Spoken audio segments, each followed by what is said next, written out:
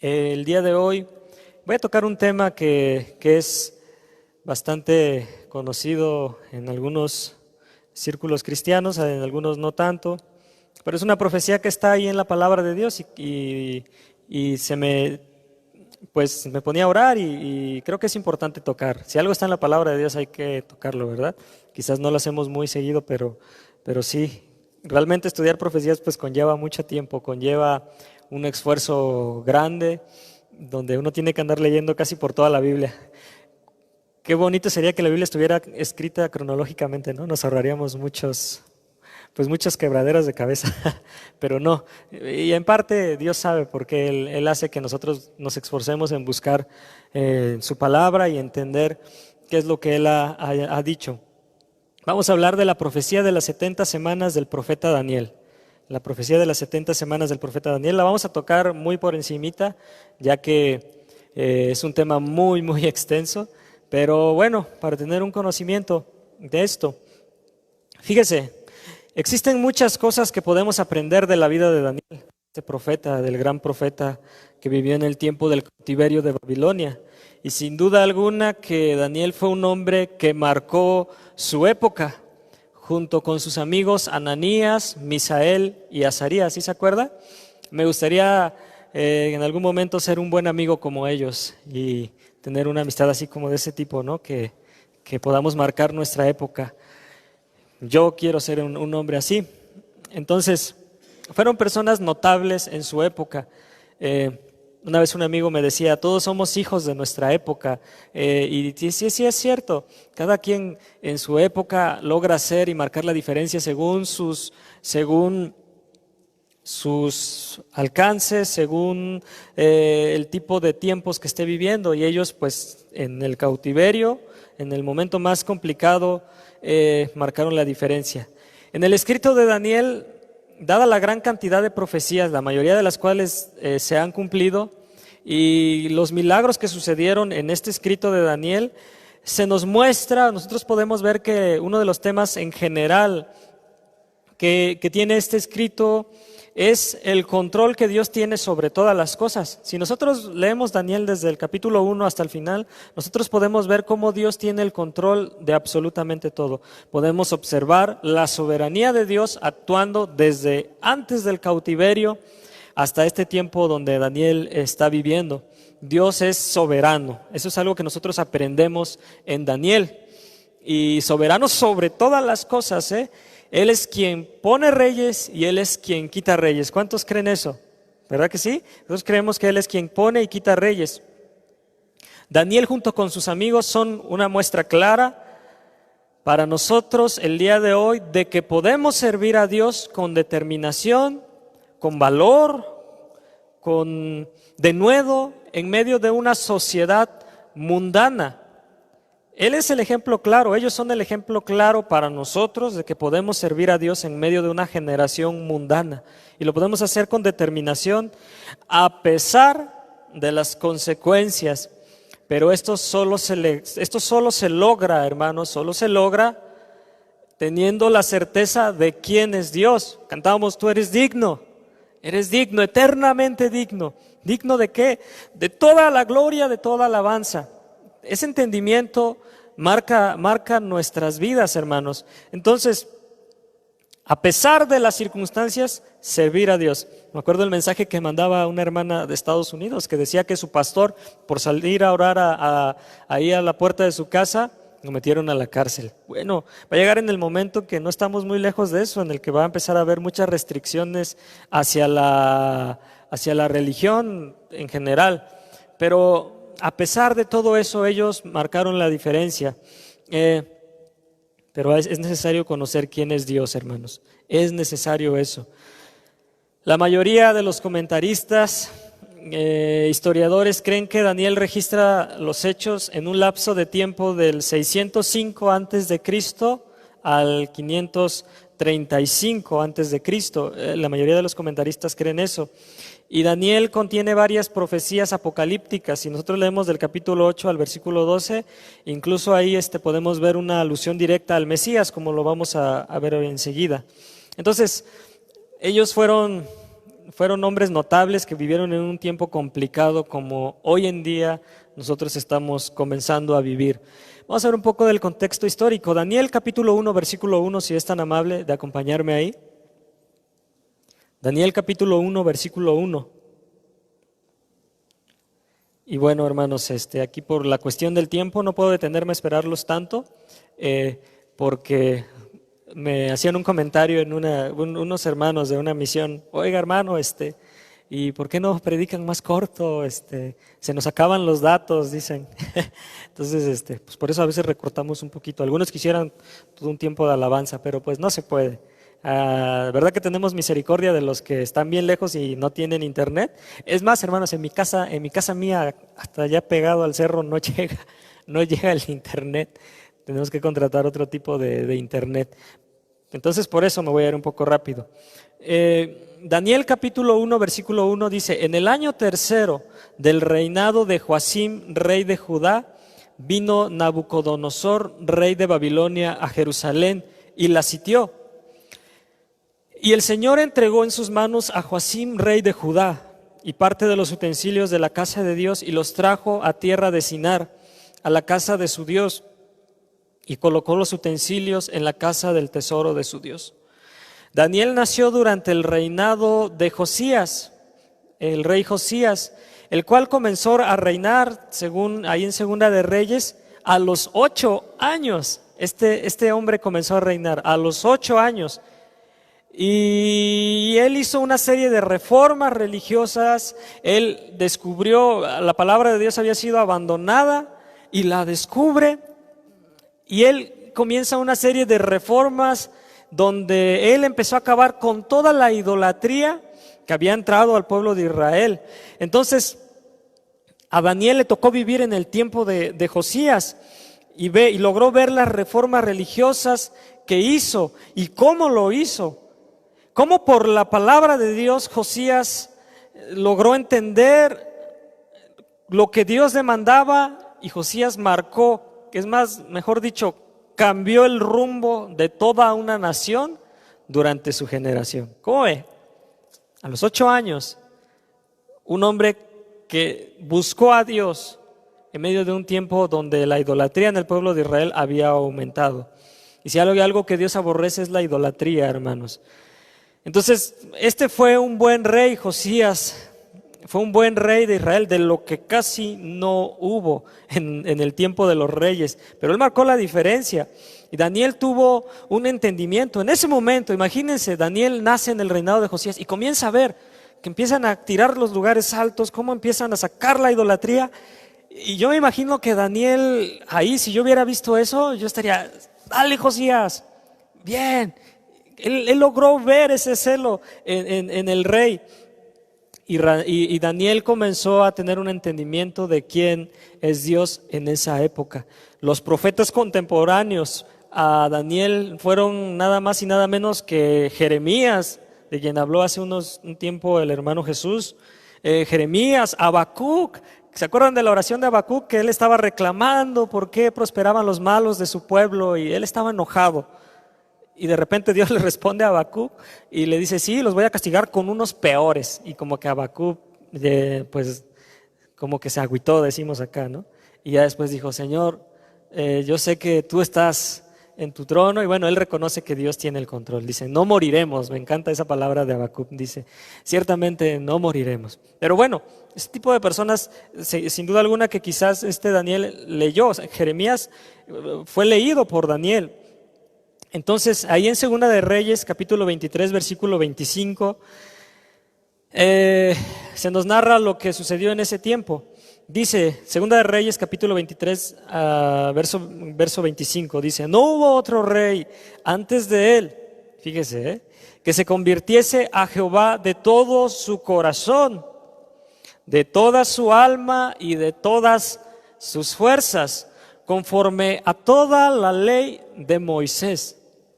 Y dice, no hubo, ni después de él nació otro igual. ¿Qué entrega de este hombre? Creo que tuvo un excelente ejemplo Daniel.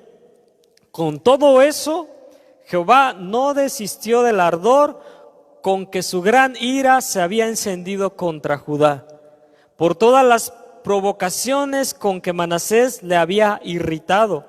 Y dijo también: quitaré de mi presencia a Judá como quité a Israel, y desecharé a esta ciudad que había escogido, a Jerusalén, y a la casa de la cual yo había dicho mi nombre está allí. Hubo alguien notable, hermanos. Sin embargo, Dios estaba determinado a mandar su juicio al pueblo de Israel. Miren, hermanos, nosotros como cristianos a veces cometemos errores, y sí, Dios nos perdona, pero a veces y cambiamos y tenemos un buen tiempo, pero a veces las consecuencias son, pues no podemos hacernos a un lado. El pueblo de Israel lo vivió. Josías reinó, pero más adelante viene su hijo Joacim y se alejan de Dios otra vez, totalmente.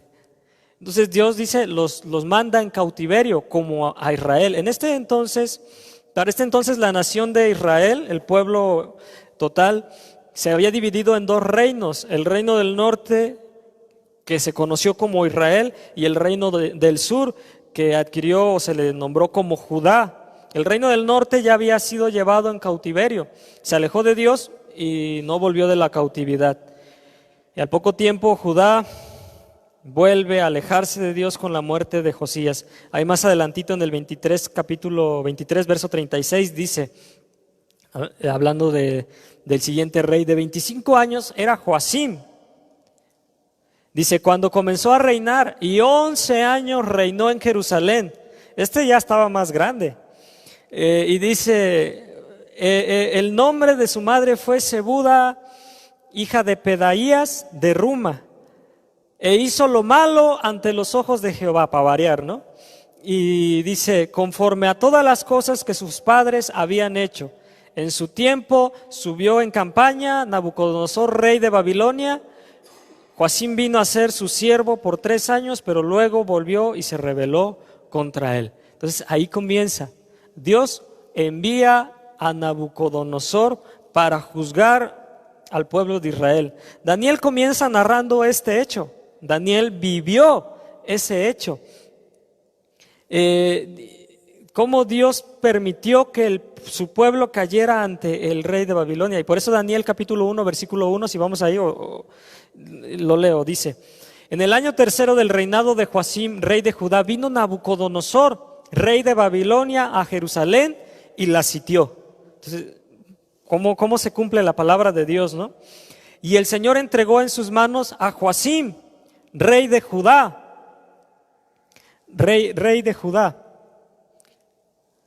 y parte de los utensilios de la casa de Dios, y los trajo a tierra de Sinar, a la casa de su Dios, y colocó los utensilios en la casa del tesoro de su Dios.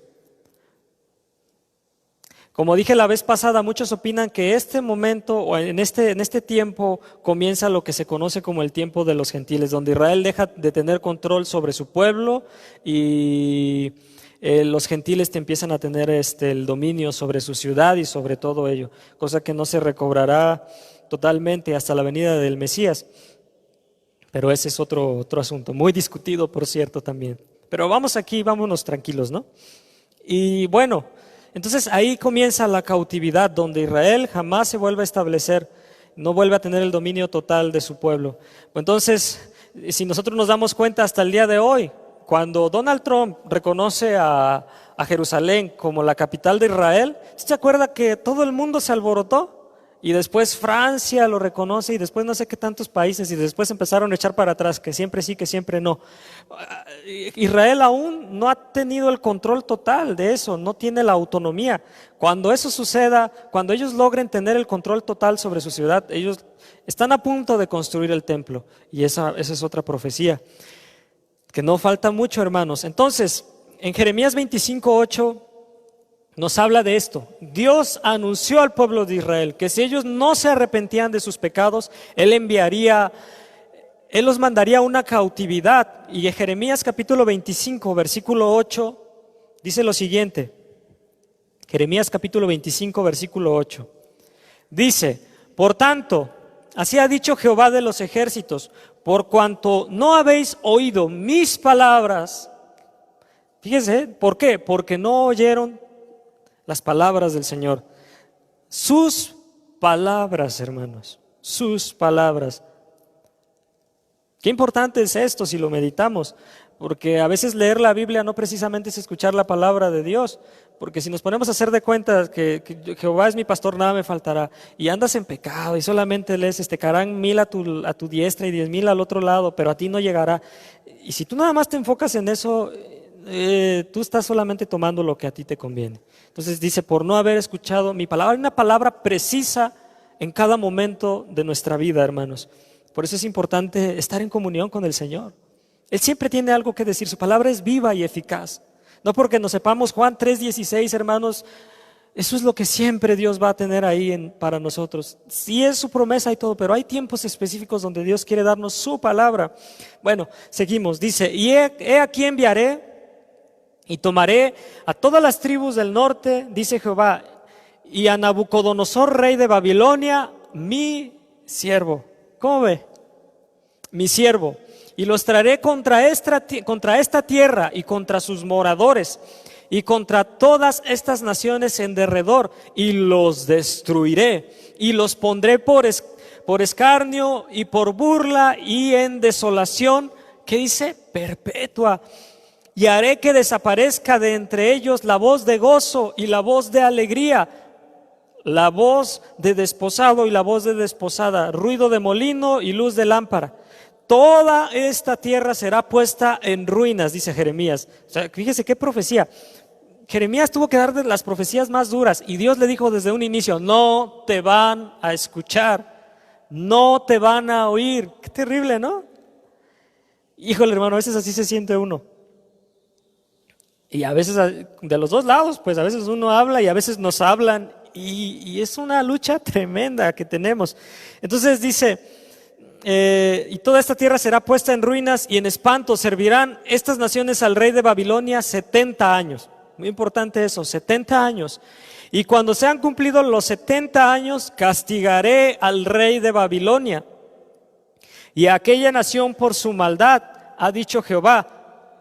Cumplidos 70 años, castigaré, dice, al rey de Babilonia, y a la tierra de los caldeos, y la convertiré en desierto para siempre. Y traeré sobre aquella tierra todas mis palabras que he hablado contra ella, con todo lo que está escrito en este libro, profetizado por Jeremías contra todas las naciones. Fíjese cómo Dios nombra a su profeta, contra las naciones.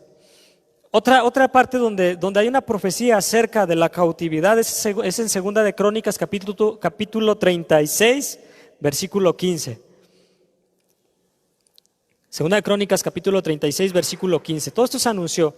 Y Jehová, el Dios de sus padres, envió constantemente palabra a ellos por medio de sus mensajeros, porque él tenía misericordia de su pueblo y de su habitación. Mas ellos hacían escarnio de los mensajeros de Dios y menospreciaban sus palabras, burlándose de sus profetas, hasta que subió la ira de Dios contra su pueblo y no hubo ya remedio. Por lo cual trajo contra ellos al rey de los caldeos, que mató a espada a sus jóvenes en la casa de su santuario, sin perdonar joven, ni doncella, anciano, ni decrépito, todos los entregó en sus manos. Asimismo todos los utensilios de la casa de Dios, grandes y chicos, los tesoros de la casa de Jehová y los tesoros de la casa del rey y de sus príncipes, todos los llevó a Babilonia. Qué tremendo, ¿no? El castigo, el juicio fue terrible, hermanos. Fue terrible para el pueblo de Israel.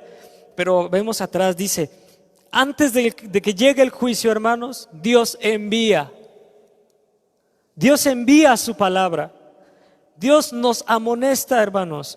Dios en su misericordia nos insiste, dice, envió en ese momento a sus mensajeros, porque Él tenía misericordia de su pueblo. Porque Él tenía misericordia, hermanos. ¿Por qué el juicio no llega directamente a nosotros? Porque Dios tiene misericordia. Es por eso, hermanos. Dios no ha cambiado. Dios sigue siendo el mismo. Dios no quería que eso sucediera, pero ellos persistieron en ofender a Dios. Isaías también lo dijo tiempo atrás. He aquí vienen días en que será llevado a Babilonia todo lo que hay en tu casa, y lo que tus padres han atesorado hasta hoy, ninguna cosa quedará, dice Jehová. Isaías 39:6. Entonces, fíjense, tantos mensajes, hermanos, tantas cosas, y el pueblo no creyó. ¿Por qué, hermanos? Porque parte de lo que sucedía en esa época era que se habían levantado falsos profetas.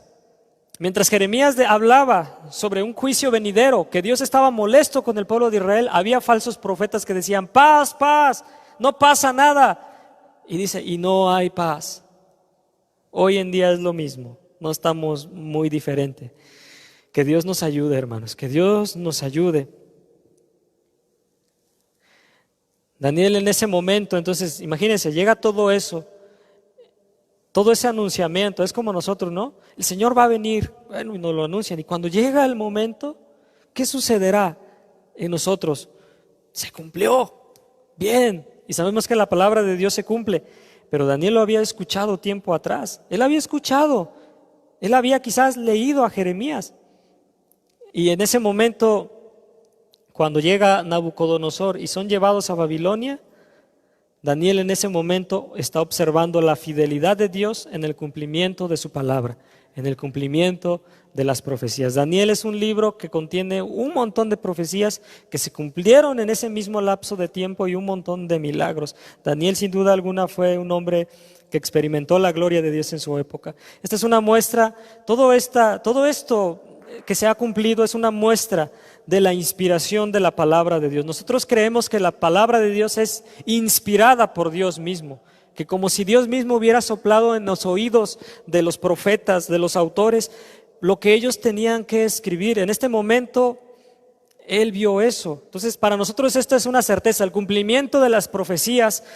que a lo largo de los tiempos, para nosotros nos da una certeza de que la palabra, que la Biblia es la palabra de Dios, que ha sido inspirada por Dios mismo. Por eso más adelante dice, toda la escritura es inspirada por Dios, toda. Entonces, es una muestra. Y bueno, llega la cautividad, se cumple el tiempo. Dice un dicho, no hay día que no llegue, ni plazo que no se cumpla. Y sí, cierto, sí, no hay día que no llegue y no hay plazo que no se cumpla. Entonces, llega el tiempo, ellos van a Babilonia y en medio de la cautividad, Daniel y sus amigos deciden guardarse para Dios en medio de una nación idólatra, en medio de una nación pagana y prevaricadora contra Dios, de una nación que ofendía a Dios. Ellos deciden guardarse, hermanos, deciden no ser parte de las prácticas de Babilonia. Y fíjese, ellos comenzaron a tener una lucha aún en su propia persona, hermanos. Por eso que importante es que en la palabra de Dios es viva, es eterna, es actual en cada momento y nosotros podemos identificarnos. Ellos empiezan a vivir en ese tiempo y tan terrible era la lucha para ellos que incluso les cambiaron los nombres. Incluso le cambian los nombres para que ellos asimilaran el paganismo, para que ellos se sintieran parte del pueblo de Babilonia. O sea, les querían cambiar el chip totalmente. Les querían cambiar la perspectiva, hermanos, para que ellos asimilaran el paganismo y se amoldaran al modo de pensar de Babilonia. Por ejemplo, Daniel, uno de los significados, el que yo más encontré que significa Daniel es Dios es mi juez. Dios es mi juez. Y vaya que él vio el juicio de Dios en su época, ¿no? Dios es mi juez. Pero ¿cómo le pusieron? Beltasar. O Belsasar, ¿cómo es? Como sea. Beltasar, yo así le puse aquí. Que significa príncipe de Bel. Es una deidad de ellos. Imagínate, ¿no? Dios es mi juez. Tú no, Dios no es tu juez. Tú vas a ser Belsasar. Y tú vas a ser príncipe de Bel. A ver cómo le haces. ¿Cómo se sentiría Daniel? Híjole, Ananías, amado por el Señor. Qué nombres, ¿no? Amado por el Señor. Tú vas a ser Sadrach. Así que, iluminado por el sol. Ay. Fíjese, Misael. ¿Tú cómo te llamas Misael? ¿Qué significa? ¿Quién es como Dios? Sí, bueno, tú vas a ser Mesac. ¿Quién es como Venus? ¿Cómo ve? A ver tú, el último. ¿Cómo te llamas? Azarías. ¿Qué significa? El Señor es mi ayudador. Pues desde hoy serás Abed-Nego. ¿Qué es eso? Dioses falsos de los babilonios. ¡Qué humillación, hermano!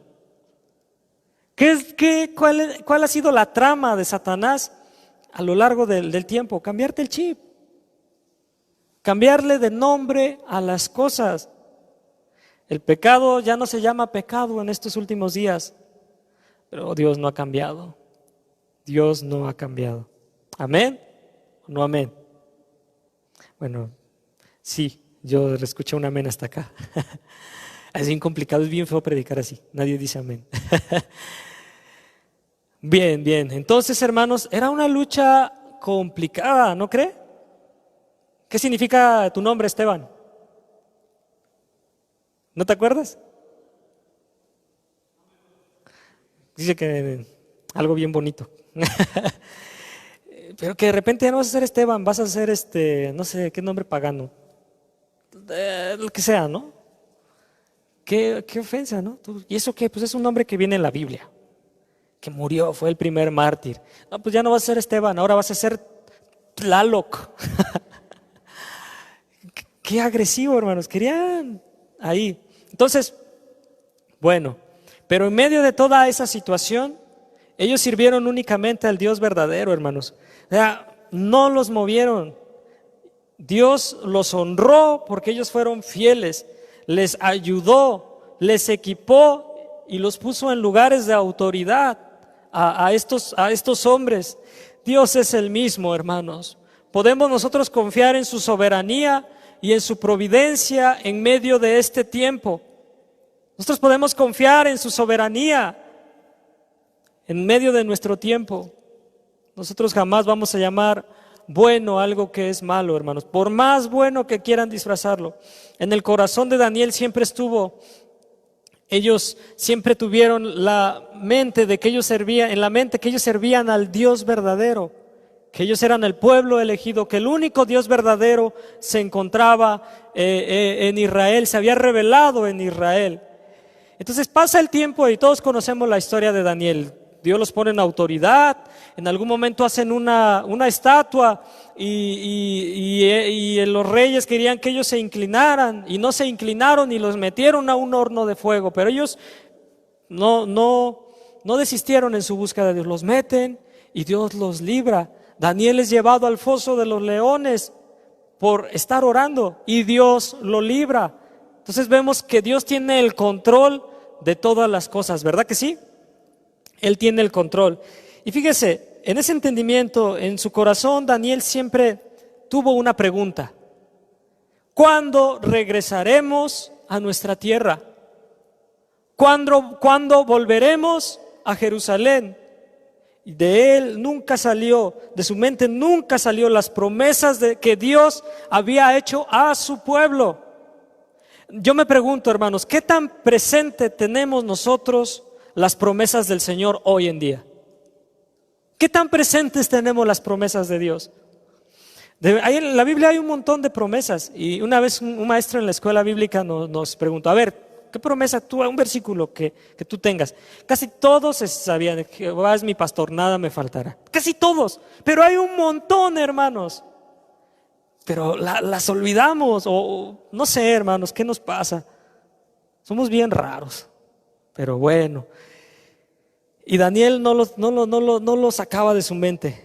Y llegamos al capítulo 9, vamos avanzando. Ya me salto todo eso, pero es un contexto de una profecía que se cumplió, porque tiene que ver con el capítulo 9. Daniel capítulo 9, versículo 1. Daniel capítulo 9, versículo 1, si es tan amable de ir ahí.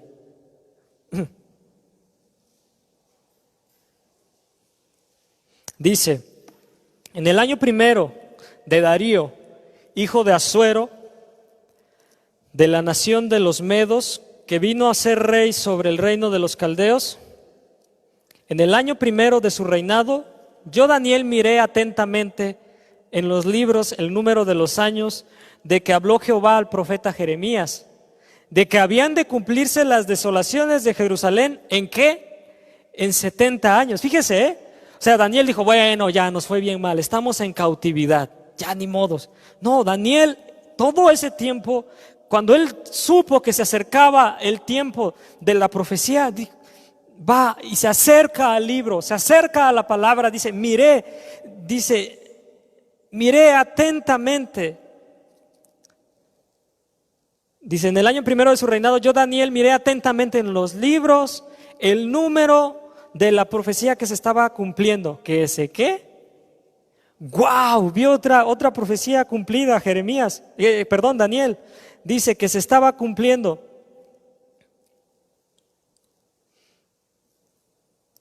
Que habían de cumplirse las desolaciones de Jerusalén en 60 años. En ese momento Daniel, al recordar la palabra de Dios, sabía que el tiempo de la profecía se estaba cumpliendo y que pronto el Señor liberaría al pueblo del cautiverio.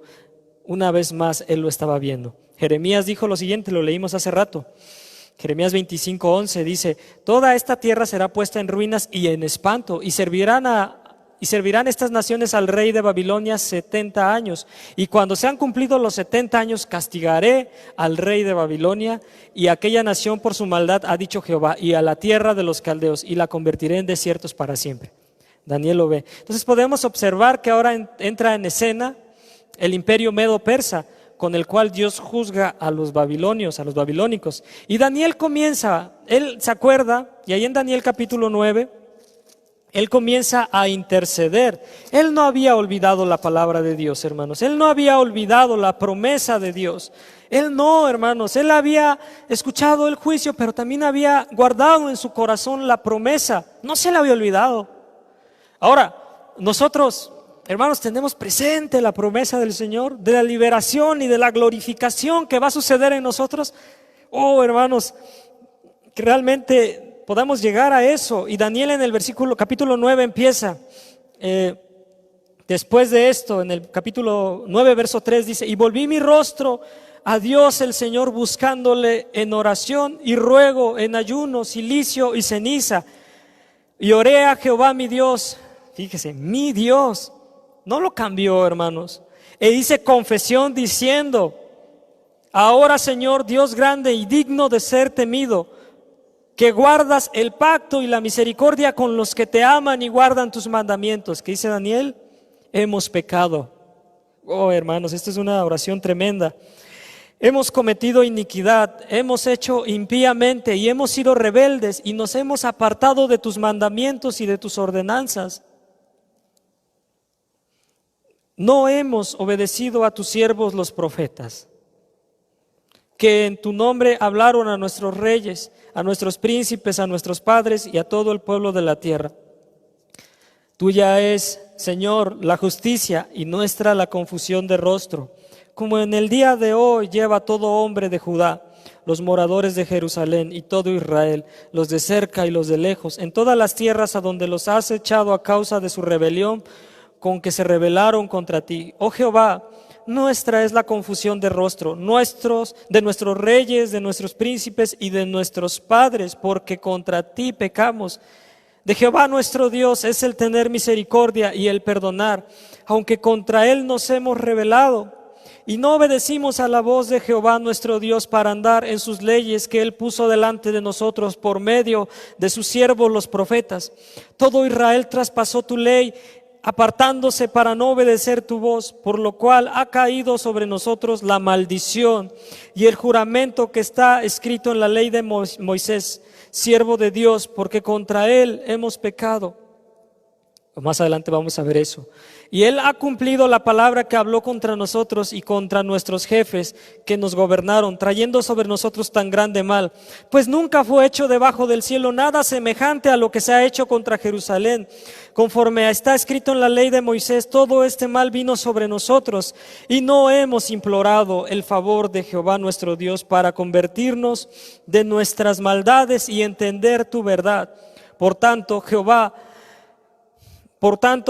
veló sobre el mal y lo trajo sobre nosotros, porque justo es Jehová nuestro Dios en todas sus obras que ha hecho, porque no obedecimos a su voz.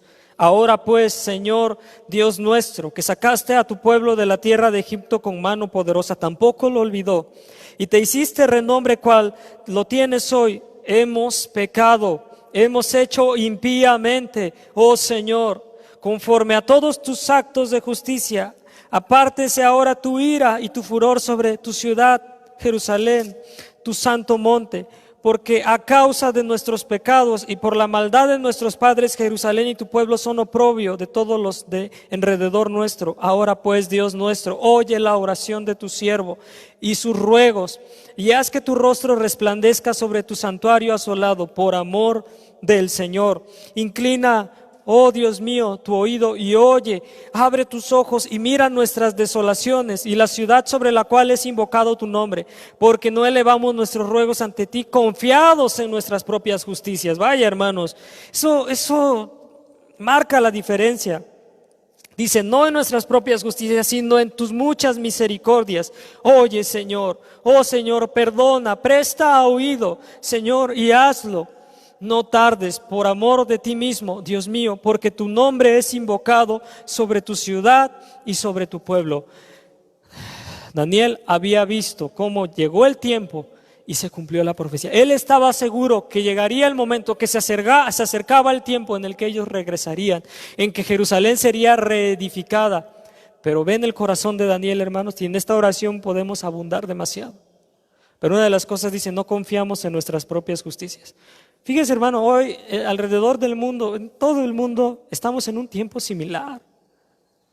Israel fue quedado desolado, sin gente. ¿Cómo están las iglesias hoy en día? Desoladas. Ahora, hermanos, ¿cómo estamos orando? Realmente estamos examinándonos, hermanos. Realmente estamos examinando nuestra vida como iglesia, pero personalmente, hermanos. Pero personalmente. A veces, hermanos, tenemos muchos defectos y Dios nos ama, pero a veces fallamos de una manera tan terrible y nos justificamos en nuestras propias justicias. Y fíjese, aún estaba más adelante hablando y orando y confesando mi pecado, dice, y el pecado de mi pueblo Israel. O sea, no nada más ellos, él mismo se incluía. Y derramaba mi ruego delante de Jehová mi Dios por el monte santo de mi Dios. Y aún estaba hablando en oración cuando el varón de Gabriel, a quien había visto en la visión al principio, volando con presteza, vino a mí como a la hora del sacrificio de la tarde. Y me hizo entender y habló conmigo diciendo, Daniel, ahora he salido para darte sabiduría y entendimiento. Al principio de tus ruegos fue dada la orden y yo he venido para enseñártela, porque tú eres, ¿qué? Muy amado. Entiende pues la orden y entiende la visión. Y ahí comienza lo que vamos a ver. Entonces, nosotros podemos ver, hermanos, que en Daniel fue un hombre que fue un modelo de oración, alguien que hizo de su vida lo más importante, el buscar a Dios, y de hecho para sus enemigos ese fue su punto débil. Daniel fue llevado al foso de los leones por ser un hombre de oración. ¿Cómo ve? Por ser un hombre de oración. Ese fue el punto débil que encontró la gente, sin embargo no pudieron contra él. Y vemos la oración de Daniel por la liberación, recordando la promesa del Señor, y aún estaba hablando y confesando su pecado, orando y confesando. Fíjense sus pecados. No cometamos la osadía, hermanos. Muchas iglesias comenzaron en un inicio a orar para que todo acabara así y ya, y como si nada. Otros empezaron a cancelar al coronavirus, híjole. Otros empezaron a atar al coronavirus, pero está bien chiquito, no se puede. Y atar, cancelar. Nada, híjole, hermanos, casi nadie, o bueno, un montón de esa gente no se volteó su rostro y dijo, Señor, perdóname. Más fácil fue cancelo, tacho y remato y ya. Qué bárbaros. Entonces, qué terrible es si no está causando arrepentimiento esto en nuestra vida. Y la respuesta de Dios a la oración de Daniel, muchos la consideran esta respuesta como la profecía más fuerte y más destacable, una de las profecías más destacables, más fuertes del Antiguo Testamento. Fíjese, por su predicción y por el anuncio de los últimos tiempos y el futuro de Israel, la profecía que se da más adelante. Y dice: al principio de tus ruegos fue dada la orden, y yo he venido para enseñártela, porque tú eres muy amado. Entiende pues la orden y entiende la visión. 70 semanas están determinadas, en el Daniel 9:24. 70 semanas están determinadas sobre tu pueblo y sobre tu ciudad santa, un lapso de 70, para terminar la prevaricación, terminar la prevaricación y poner fin al pecado y expiar la iniquidad, para traer la justicia perdurable y sellar la visión y la profecía y ungir al santo de los santos. Primero tenemos un lapso de tiempo, 70 semanas. Tenemos también un grupo. ¿A quién va dirigida la profecía? Para un grupo, Israel y Jerusalén. Esta profecía es exclusivamente para el pueblo de Israel. Es una profecía tocante a ellos. ¿Cuál fue el objetivo de esta profecía? Terminar la prevaricación, poner fin al pecado, expiar la iniquidad, traer justicia perdurable, usted los puede enumerar ahí, sellar la visión y la profecía y ungir al santo de los santos. Hasta estos días esto no se ha cumplido en el pueblo de Israel. El Señor lo logró cuando murió en la cruz, ahí está. Y ellos serán partícipes cuando llegue su momento. Entonces ahí tenemos un lapso de tiempo, tenemos un destinatario para un grupo y un objetivo de la profecía. Ahora tenemos dos posibles interpretaciones respecto a las 70 semanas. Un grupo o una postura es que estas sean semanas normales, como las que conocemos nosotros, semanas de 7 días, es decir, que este lapso del tiempo del que se le habló a Daniel sería un lapso de 490 días, cosa que no es muy probable, hermanos, porque en este lapso de tiempo no se cumpliría esa profecía, no se ha cumplido, entonces no es muy aceptable dentro de los círculos ahí de los estudiosos. Dos, la segunda postura es la más fuerte, que hay alguna otra, pero la más fuerte es que se está hablando de semanas de años, es decir, que sería un total, una semana de 7 años. 7 años duraría una semana según esta interpretación, lo cual daría en su suma un total de 490 años. ¿Cuánto es 7 por 7? 49, si no mal recuerdo, ¿no? Y 490 años, entonces duraría esta profecía.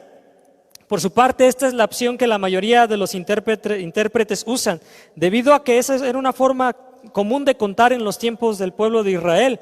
Levíticos capítulo 25, versículo 1, lo que escribió Moisés. Levíticos capítulo 25, versículo 1. Y vamos, hermanos, avanzando. Ahora sí no tiene excusa, si está en su casa, pues hasta puede estar acostado, ¿no? Entonces, dice de la siguiente forma: Jehová habló a Moisés en el monte Sinaí diciendo: habla a los hijos de Israel y diles, cuando hayáis entrado en la tierra que yo os doy, la tierra guardará reposo para Jehová. 6 años sembrarás tu tierra y 6 años podarás tu viña y recogerás sus frutos, pero el 7º año la tierra tendrá descanso, reposo para Jehová. No sembrarás tu tierra ni podarás tu viña. Reposo ahí es la palabra sabat, es decir, un sabat de años. Y contaréis 7 semanas más adelante, en el versículo 8 de ahí mismo, y contarás 7 semanas de años. Fíjese cómo dice: contarás 7 semanas de años, 7 veces 7 años, de modo que los días de las 7 semanas de años vendrán a hacerte 49 años. Entonces harás tocar fuertemente, después de eso, la trompeta en el mes 7º, a los 10 días del mes, el día de la expiación, haréis tocar la trompeta por toda vuestra tierra, y santificaréis el año 50, y pregonaréis libertad en la tierra a todos sus moradores. Ese año os será de jubileo, y volveréis cada uno de vosotros, cada uno a vuestra posesión, y cada cual volverá a su familia. Vemos pues que es una manera de contar del pueblo de Israel 7 semanas de años. Ahora, esa es una forma de contar los lapsos del tiempo para ellos. Una de las razones por la que el pueblo de Israel fue llevado cautivo fue porque ellos no obedecieron los mandatos de Dios. En ese tiempo de descanso para la tierra, ellos debían mostrar una dependencia de Dios. ¿Para qué era el séptimo año? Sí, para que la tierra descansara, pero un año donde no podías sembrar, donde no podías obtener ingresos, ellos tenían que aprender a depender totalmente de Dios, ¿sí o no? No iban a trabajar. ¿Cómo iban a vivir? Se iba a cortar una gran parte de su sustento. Ellos tenían que mostrar que confiaban en Dios, hermanos. Tenían que confiar en Dios en ese séptimo año. Hoy, hermanos, muchos se quedaron sin trabajo. Muchos, hermanos. ¿Cómo estamos, hermanos? ¿Estamos confiando en Dios? La verdad que debemos aprender, hermanos. Ahí se nota, hermanos. Cuando comenzó todo esto, yo salía con mi carro a trabajar, el taxi, nada. Se acababa mi gasolina y pues nada más para la gasolina y para lo más indispensable. Y yo sí me angustié unos días y dije, Señor, pues ya para qué voy. Me daban ganas de salirme a hacer malabares ahí en la carretera. Pero no, y una noche me puse a orar y dije, está bien, Señor, en el día me voy a dedicar a estudiar, voy a poner a leer, voy a hacer otras cosas y en la nochecita, en la tarde, voy a salir, Señor, tú me vas a bendecir. Oh, hermanos, híjole, en la tarde yo hacía, la verdad es que Dios me bendecía. Guajuapan estaba desierto, hermanos. Hasta me daba cosas salir porque no había gente. Pero yo recogía de un lado y lo llevaba, y donde lo dejaba a las personas, recogía otro y lo llevaba a otro lado. Después a Pisil me hablaba y, oye, ¿puedes venir por mí? Y yo le decía sí, y tardaba un montón porque pues yo agarraba gente y pues Pisil al último, ¿no? Total, somos hermanos. y bueno, hermanos, tenemos que aprender a depender de Dios. Pero eso no es todos los días. Hubo un día que me puse a trabajar como a las 6 de la tarde y ya eran las 11 y nada, hermanos. Híjole, estaba yo todo triste. Y ya de repente se sube un señor, un borrachito. Dice, ¿sabes qué? Llévame a un montón de tiendas, ando buscando cervezas. Y yo le dije, no, señor, no hay, no se está vendiendo. Oh, tú llévame. Y dije, pues lo llevo. Oh, hermanos, le di vueltas por todos lados y no encontró. ¿Sabe qué, hermanos? Fue el día que más dinero hice. Ya le saqué su cuenta. Dice, no, sí está bien. Pero ¿sabe a qué hora acabé de trabajar? Como a la 1 de la mañana. Andaba yo con mi amigo ahí buscando. Ay, no. Pero la providencia. ¿Sabe que en ese lapso de tiempo la anduve predicando? Hasta quería escuchar más, pero ya era muy tarde. Tenemos que aprender a confiar en Dios, hermanos, en medio de todo el tiempo. Y otro así como una anécdota también.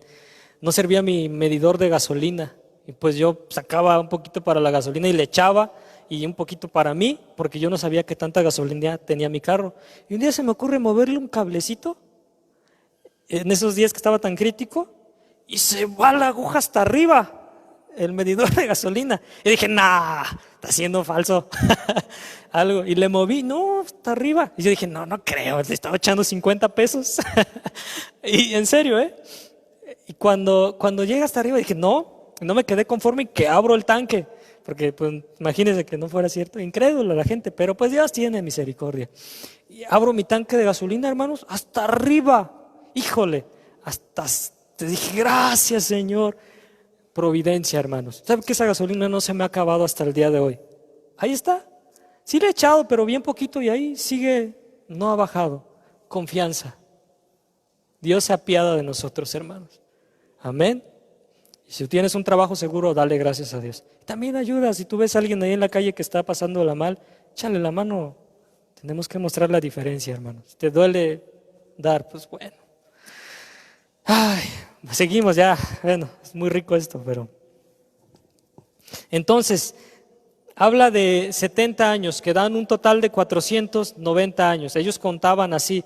Entonces, en este tiempo ellos debían guardar o mostrar una dependencia. Algunos comentaristas que leí opinan que estos 70 años de cautividad compensan todos los años que ellos no dieron reposo, no confiaron en Dios. 490 años no dieron, dicen algunos, reposo a la tierra. Y Dios le dijo, ok, ahí van 70 años para compensar todo eso. 70 años se descansó la tierra, vale, para que vean. ¿Cómo ven, hermanos? ¿Quieren estar 70 años en cuarentena? Bueno, entonces, bueno, vamos adelante. Dice, ¿sabe pues y entiende que desde la salida de la orden para restaurar y edificar a Jerusalén hasta el Mesías príncipe habrá 7 semanas y 62 semanas? Fíjese ahí, de la orden para restaurar y edificar Jerusalén hasta el Mesías príncipe, en este lapso habrá 7 semanas y 62 semanas, que dan un total de 69. Se volverá a edificar la plaza y el muro en tiempos angustiosos. Entonces, desde la salida de la orden para restaurar y edificar Jerusalén hasta el Mesías príncipe habrá 7 semanas y 62, dan 69. Esta etapa inició, comenta la mayoría, que en el mes de Nisán, en el año 445 antes de Cristo. En esa fecha se dio la orden de restaurar Jerusalén, que duró este tiempo de restauración 49 años para reconstruirla. Tenemos entonces las 7 semanas primeras, 49 años en tiempos angustiosos en esa época. Eso se narra en Nehemías capítulo 2. Nehemías capítulo 2 nos habla de la restauración y dice más adelante, bueno, dice ahí, ese tiempo se iba a llevar para edificar Jerusalén y hasta el Mesías. Entonces da un lapso de 49 años ahí. Entonces comienza con la reconstrucción de Israel, ahí de Jerusalén, en el 445 años antes de Cristo. Entonces tenemos las primeras 7 semanas, 49, que fue en tiempos angustiosos. Nehemías sufrió ahí adversidad por medio de algunos. El tiempo total de las 69 semanas son los 483 años. Usted saque sus cuentas, 49 por 7 dan 483 años. Si hacemos cuentas, utilizando el calendario judío, ellos se rigen por un calendario de 360 días, porque yo estuve leyendo y ahí observando, y faltan algunos años por coincidir con nuestro calendario de nosotros, pero ellos ocupaban un calendario que consistía y perduraba 360 días, el calendario de Israel. Usted puede investigar un poco más. Entonces, utilizando este calendario de 360 días, los 483 años después del 445 nos coloca que ese lapso de tiempo termina en el año aproximadamente 30 después de Cristo. Varía dependiendo el historiador, pero ese lapso de tiempo desde la restauración con Nehemías hasta el tiempo cuando el Señor Jesús entra en Jerusalén, en Mateo capítulo 21 versículo 1 y 9, del tiempo de la restauración hasta ahí se cumplen 483 años. Y coincide, hermano. Por todas las posturas que usted busque, coincide. Es bien tremendo porque pues hay varias posturas dentro de esto. Y yo no quisiera ser muy dogmático en esto, ¿no? Pero cada quien le acomoda y busca, y el caso es que siempre da. Es una profecía que se cumplió. Por eso Daniel es bien atacado. Y esto nos da certeza a nosotros. Entonces, la profecía de Daniel especifica que tras la finalización de esos 483 años, 69 semanas, se le quitaría la vida al Mesías. Y esto se cumplió cuando Jesús fue crucificado. Recuerden que son semanas de 7 años. Ahí van a encontrar una diferencia como de 5 en nuestro calendario natural. Pero ahí tiene que sacar su calculadora.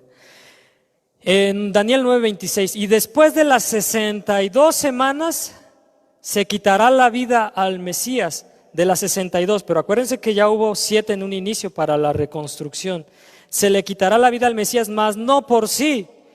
Y el pueblo de un príncipe que ha de venir destruirá la ciudad y el santuario, y su fin será con inmundicia, y hasta el fin de la guerra durarán las devastaciones. La culminación de todo esto fue la crucifixión del Señor, la muerte del Señor. Y después de eso dice, y el pueblo de un príncipe que ha de venir destruirá la ciudad y el santuario, y su fin será con inundación, y hasta el fin de la guerra durarán las devastaciones.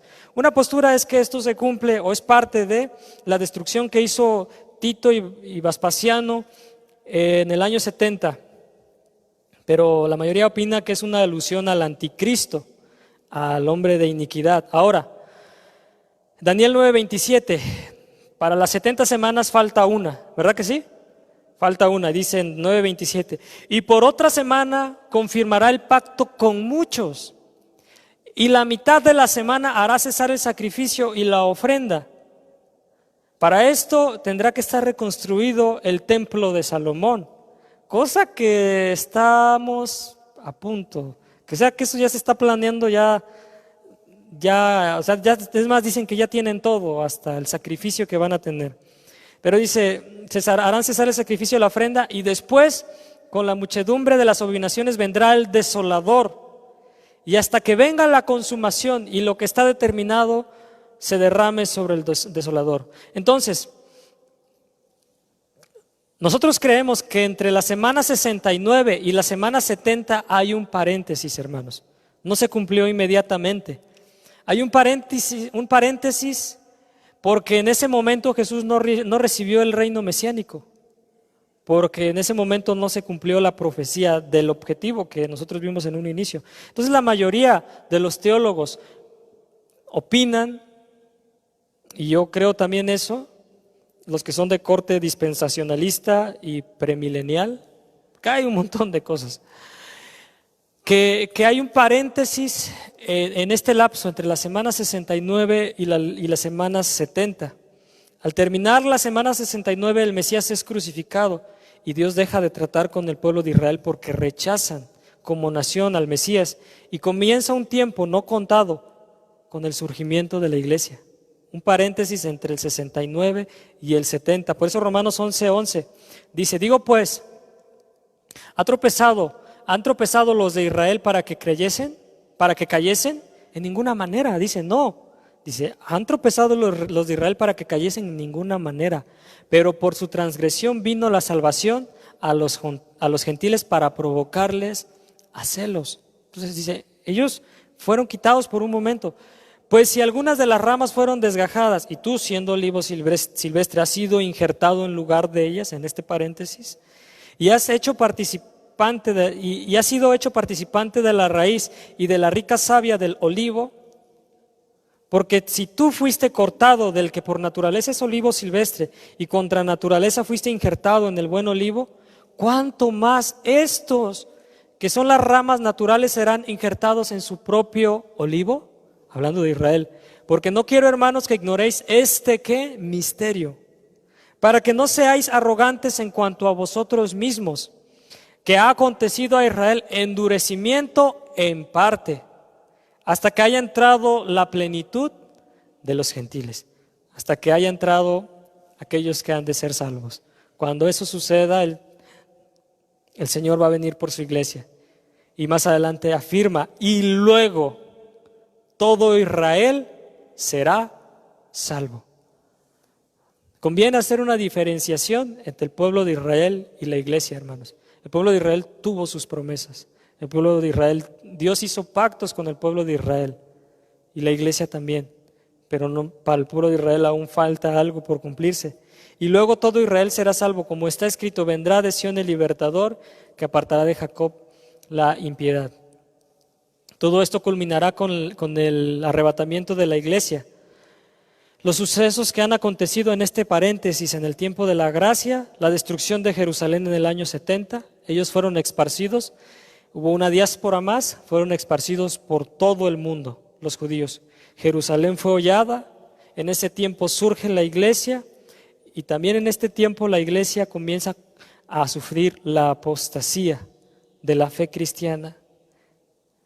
En este tiempo Israel fueron esparcidos por todo el mundo, pero nosotros hemos visto, hermanos, nos tocó ver el tiempo de que una vez más Israel se vuelve a organizar como un gobierno y un estado y vuelven a regresar a su tierra. Entonces, eso ha sucedido. El rapto de la iglesia es algo que aún ha de suceder. Después de esto comienza la última semana, de lo cual hablaremos después, en la cual hará su aparición el anticristo, y según lo que leímos, comenzará con un tiempo de 7 años. Son 7 años, entramos a la semana 70. Esta semana se divide en 2 etapas, 3 años y medio de tribulación y 3 años y medio de una gran tribulación. Por eso dice ahí, y por otra semana se confirmará el pacto con muchos. habla de un pacto que hará el anticristo con Israel, porque en ese tiempo va a haber una gran guerra y ellos quedarán paz de alguna manera. A la mitad de la semana hará cesar el sacrificio y la ofrenda. Después, con la muchedumbre de las abominaciones vendrá el desolador hasta que venga la consumación y lo que está determinado. Eso usted lo puede leer allá en Apocalipsis, acerca de la gran tribulación.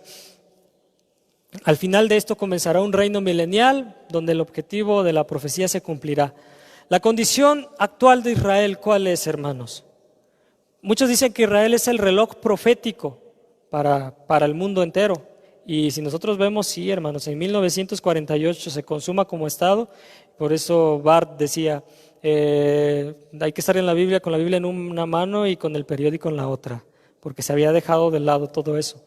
Entonces, Israel en este momento, individualmente como personas, no son diferentes a los gentiles.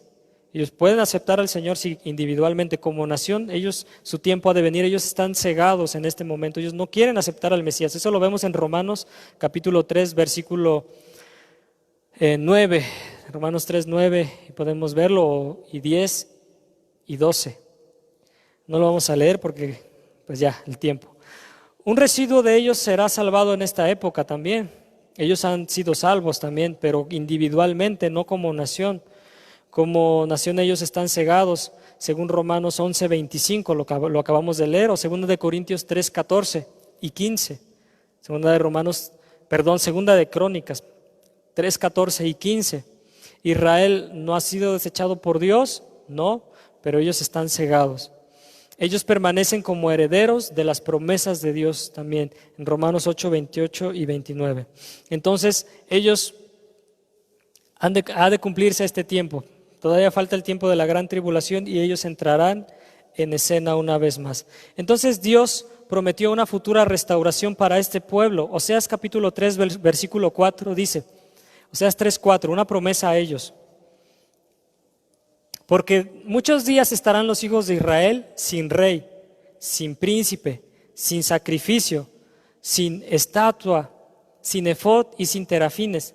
Después volverán los hijos de Israel y buscarán a Jehová su Dios y a David su rey, y temerán a Jehová y su bondad en el fin de los días.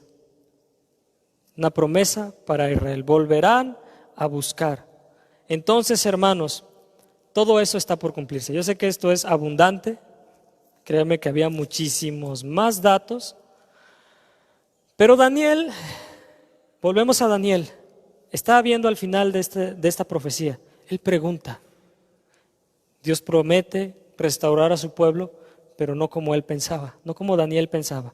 Incluye a los gentiles, y él en su corazón, Dios tenía la fundación de la iglesia, de su iglesia, de los eclectos, de los elegidos. Ahora nosotros estamos, hermanos, en el tiempo, decía un hombre, del querigma. Nosotros anunciamos el querigma. Jesús vino, se encarnó, nació de una virgen, vivió la vida que no podíamos vivir, murió en una cruz. Eso es nuestro anunciamiento, para perdón de pecados, para salvación. Ese es nuestro anunciamiento. Nosotros estamos entre el querigma y la parusia, decía. ¿Qué? Esperando la venida del Señor, la manifestación gloriosa de nuestro gran Rey y Señor Jesucristo. ¿Cuántos lo esperan? ¿Como Daniel? Como Daniel, hermanos. No se le olvidó.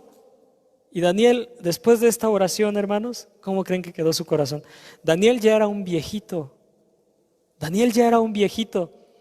Quizás él, en su mente, él dijo, no, es más, hermanos, yo creo que él sabía que él no iba a regresar a su ciudad. Él sabía que quizás no iba a regresar. Pero él oraba, él tenía la esperanza que la promesa a su pueblo se cumpliría. Aún en ese momento, ¿cuántos tienen la esperanza de Dios hasta el último día, hermanos? Cuando ya no hay fuerzas, cuando todo se ve mal, nosotros tenemos la revelación del Señor. Entonces, gracias a Dios que en este tiempo de gracia, sabiendo que hemos sido bendecidos por medio de la desobediencia del pueblo, ahora nosotros podemos reconocer a Jesucristo, pero anhelemos, cual Daniel, la venida del Señor. Amén. Por lo demás, hermanos, me está guardada la corona de justicia, decía Pablo, la cual me dará el Señor juez justo en en aquel día. También Pablo estaba a punto de ser sacrificado. Quizás ya era un ancianito también. Y no solo a mí, sino también a todos los que aman su venida. Oh, Daniel amaba, hermanos, la manifestación del cumplimiento de esa profecía. Vamos a orar. Te damos gracias, Señor.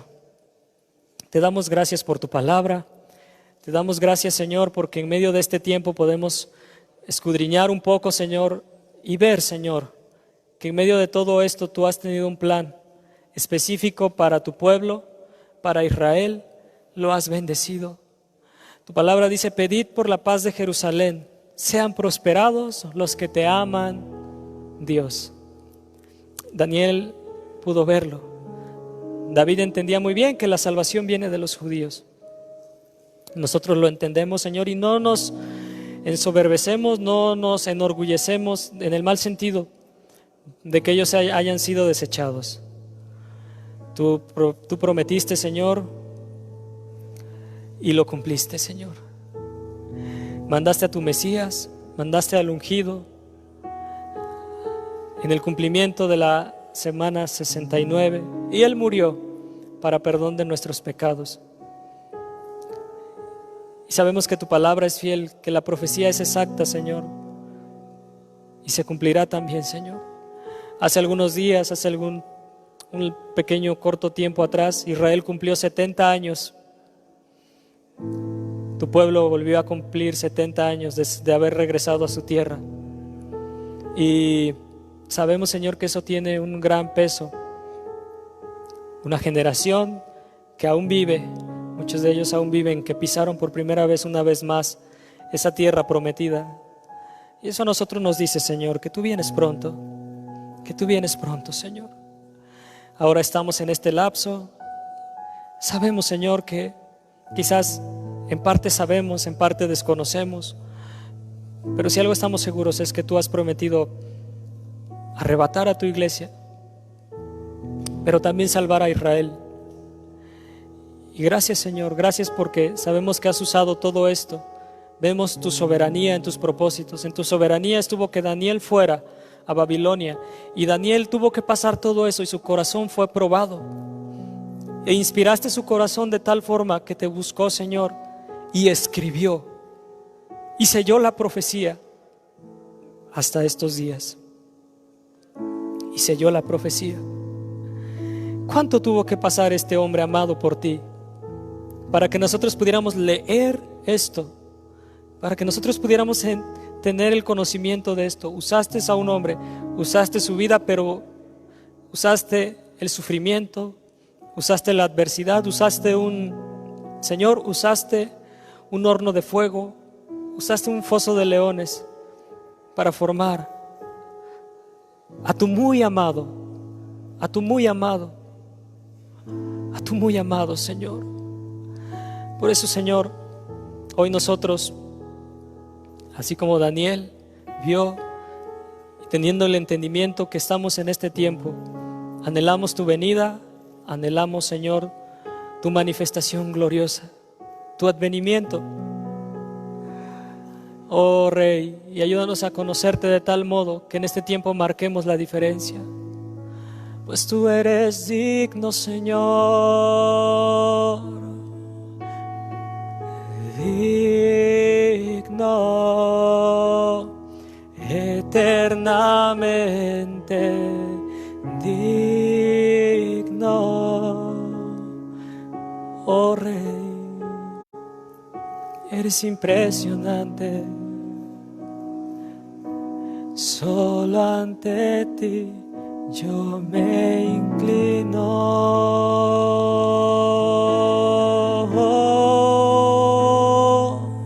Tú eres digno,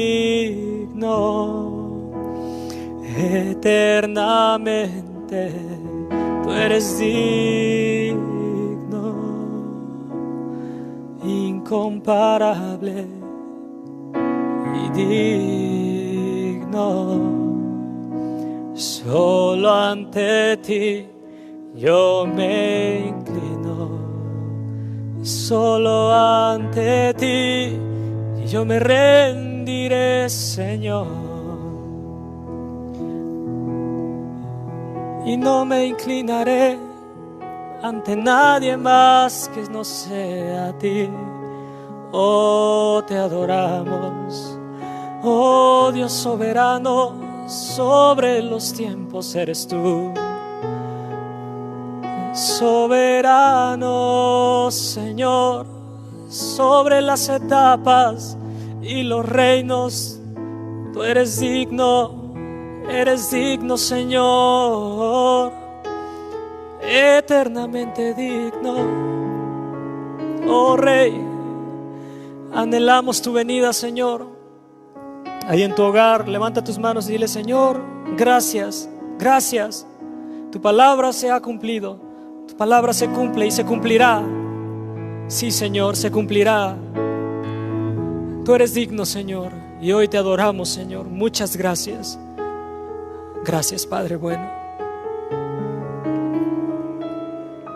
Gracias, Señor. Amén. Gracias, Jesús. Amén, hermanos. Pues anunciemos ese querigma y anhelemos esa parusia. Que ese fuego, hermanos, permanezca en sus corazones todo el tiempo hasta la venida del Señor. Amén. Gracias, hermanos.